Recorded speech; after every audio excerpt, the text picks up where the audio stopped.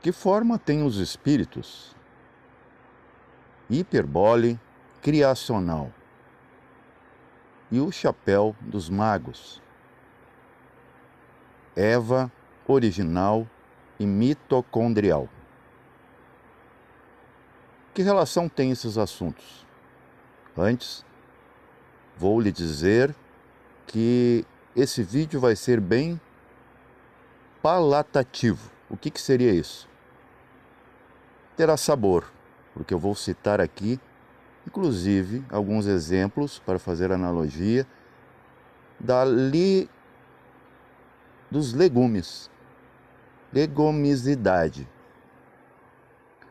Não sei se existe esse termo, vou usá-lo, para que você saboreie, como no português antigo se diz, me sabes. Então, se você saboreia, você sabe. Há muita confusão no que se fala. Eu vou parafrasear alguns irmãos, como o Rogério Almeida Freitas, Jean Paul Elan, algumas coisas que eu corroborei comigo mesmo. Segundo esse autor, o Criador se trancou dentro da sua própria criação. Aí podemos pegar agora o palatativo da coisa, e vamos saborear. Só não se identifique com os exemplos, que são comestíveis. O nosso universo é caracterizado por camadas, mas não são camadas separadas.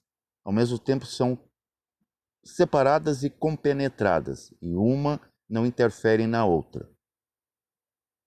Como as camadas da cebola, é um bom exemplo. Todas as camadas são cebola, mas há camadas mais internas que são mais ácidas. E as bem de fora são menos comestíveis, mas sem paladar ao você degustar. Fora da cebola tem um ambiente onde a cebola se cria. O que tem que sustenta a cebola? A raiz, que está se nutrindo no que a gente pode comparar entre um universo fechado como o nosso, a Matrix, ou Maia, onde você olha e não está vendo a coisa e acredita que é real, e a origem disso, fora desses universos. E estou falando dos 4 fantasmas, como diz Jean Paul Elan.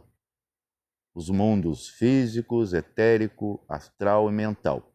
Apesar de ter muito conhecimento lá, eles ainda não são reais em termos de concreticidade de verdade.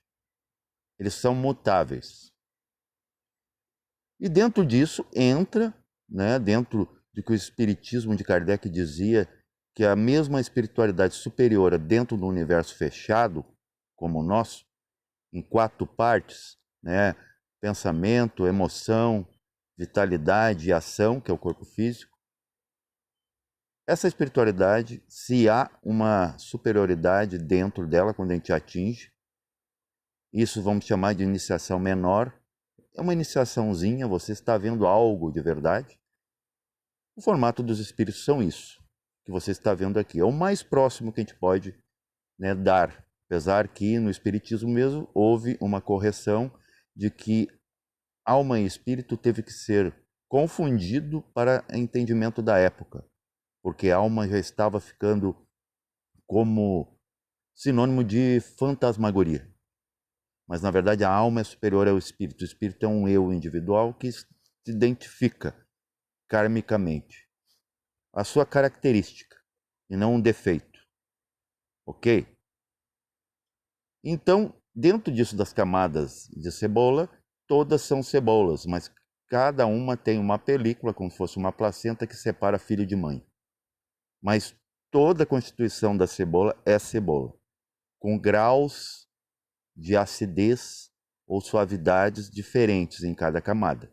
Tanto que tem partes que você descarta. As partes mais externas, que é mais perto da verdade, que deu origem à cebola.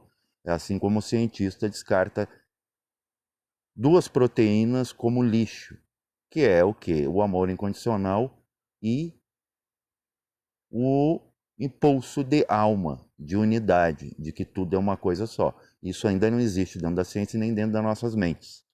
Não usamos. Isso que é dito lixo. Tudo que você não está usando, você vai dizer, isso aí é sobra. Mas na verdade tem muita utilidade se for, né, bem usado. Isso aqui é o máximo que a gente pode trazer de uma ideia do que seria um espírito. Mas na verdade é alma. Espírito é a identidade disso. Então o que seria alma versus espírito? Por exemplo, eu tive uma experiência muito interessante e eu estava entre o astral e o mental. O mental já se apresentava superior, esse astral também. Eu fui em busca da verdade. O que me apareceu? Essa hiperbole, que seria um ponto de luz circular. Por que ele é o ideal? Porque se você movimenta algo circularmente ou em espiral, ele está dentro do seu raio e interfere só entre ele mesmo. Ele é uma individualidade, ele não está indo em linha reta como, por exemplo, um asteroide que pode se chocar em outra coisa, que nem, né, tem algo pessoal com ele. É o que a gente tenta fazer aqui. Então a gente questiona. E questionar é o dom. Dom da dúvida é dado aos humanos. Se andar na linha reta, como se escreve na caderneta, é o certo. Nem sempre. Numa curva sinuosa, se você ir reto, você vai se chocar com a cara num poste, num buraco, se jogando a ele ou numa parede, se tiver. Passando o lápis nisso, agora vamos para Eva.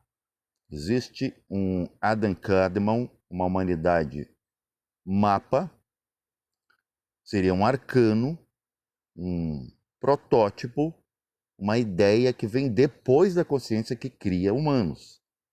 O humano não pode existir desde sempre. Se diz filho do homem, como se Deus fosse homem. Gente, a partir da idade cambriana aqui na Terra é que o cérebro, que era uma raiz, você imagina, o conceito de cabeça mole e cabeça dura, tem que ver que o povo ele é intuitivo, ele acerta. Miolo mole existia, era um homem que ainda não raciocinava. Era uma cabeça molenga. Você tinha até que cuidar, é como as moleiras das crianças. E era uma criança, mas animalesca. Os gigantes, os lemurianos. Inocentes, porém não muito produtivos, proativos para a evolução. Tiveram que dar uma camada, então o que é o cérebro hoje? O cérebro bilatério, que tem dois lados, é uma massa para preencher uma cabeça dura, um crânio. Então, o que é o cérebro, gente? Era uma raiz vegetaloide, apenas nervos soltos dentro de uma cabeça com água, né, com uma gelatina. Não era uma cabeça oca, mas é cheio de nada para a época. Não podia ser muito produtivo isso. Agora é um cérebro na frente. Então, nós somos um cordão nervoso, né, nosso cérebro, com uma massa com o cérebro na frente, atrapalhando ou não, que bloqueia o contato direto com a consciência. Vamos comparar com o ovo, porque que nosso cérebro e nossa cabeça, o crânio em si, ele tem a configuração de um ovo, parece. O ovo, se você perceber, ele tem uma casca. Então imagina o nosso aura, nossas camadas físicas, como a casca do ovo. E ele ainda tem camadas dentro. Evidenciamos que temos uma camada óssea, uma camada muscular, nervosa, né? Tubular, que seriam os tubos, os nervos não, as veias e artérias, os capilares sanguíneos, e temos poros. Muito pouco passa por esse poro, da mesma forma que se você colocar um ovo na água, ele vai demorar muito para a água ter interferência no interno desse ovo. Como também o exemplo da cebola. Você vai curtir a cebola. Olha só como está bem, né, culinário o negócio hoje, para você entender. Nós temos que pegar exemplos imediatos dentro daquele conceito hermetista de como é acima é abaixo. Eu digo que nem tudo, mas muita coisa sim procede. Então, se você pegar a cebola, né, você colocou em banho-maria, deu uma né, uma suavizada nessa cebola, você coloca dentro da conserva, não vai ser todo o vinagre que vai entrar na cebola. Parte, fração do vinagre vai interferir na cebola se ela estiver inserida dentro desse mar da vida que é simbolicamente aqui esse vinagre, porque a vida tem que ser repetitiva e amarga para existir, senão ela não existe. Ela é um movimento da inação. Então você entende por que você não consegue ser consciente e entender o que é certo. Você sempre vai diferenciar enquanto tiver esse cérebro bilateral. Acabou o festival do cérebro em ação, cantando sob seu próprio túmulo, que é o mundo, as coisas começam a aparecer. Quanto mais você descartar, é como roupa no verão. Mais você está em contato com a temperatura. E a temperatura, gente? Alguém tem culpa do que você sente? Se é frio, sinta o frio, conheça ele. Tudo bem. Se é calor, sinta o calor, para que você não tenha problemas. E o que problema tem a ver com evolução? Gente, se você pegar a palavra evolução etimologicamente, é saltar, é volutismo, voar sobre um obstáculo. Problema é a mesma coisa. Então, evolução e problema é a mesma coisa. Por quê? Problema é você dobrar a esquina. Se não consegue ir reto, você dá um jeito, se contorna. É contornar. Problema. É passar além do obstáculo. Então, se você está aqui evoluindo, é porque você tem problema. Então, problema é bom. Problema é evolução. Mola da evolução, como diz algumas vertentes por aí. Então, você se queixa da vida e quer mudar o outro. Perceba, entre laranjeiras, todas produzem laranja. Existe alguma laranjeira melhor que a outra? Não, porque todas produzem laranja. Ah, mas tem umas que produzem laranja de umbigo, outras laranjas galegas, outras laranjas bagaço, que não serve para muita coisa, mas todas são laranjeiras. O que muda é o sabor, e sabor é saborear, é sabedoria. O que não pode, entre essas laranjeiras, ela está largando, né, deliberadamente por aí seus frutos que apodrecem por terra, podendo apodrecer outras laranjeiras. Mas laranjeiras não tem nada de especial. Você faz um sumo, é um suco, vai ter de fundo sempre uma característica de sabor de laranja. Então, entre nós, somos como laranjeiras. Somos para ir largando frutos para ver se alguém, né, inconscientemente, largamos por aí para outros inconscientes talvez resbalar nas nossas frutas podres, que é essa podridão do caos da manifestação. A gente só vai resolver isso quando nos tornarmos semente, não mais frutos. E dentro da semente estar toda a informação de tudo o que se passa. Ninguém tem culpa do que você sente ou pensa.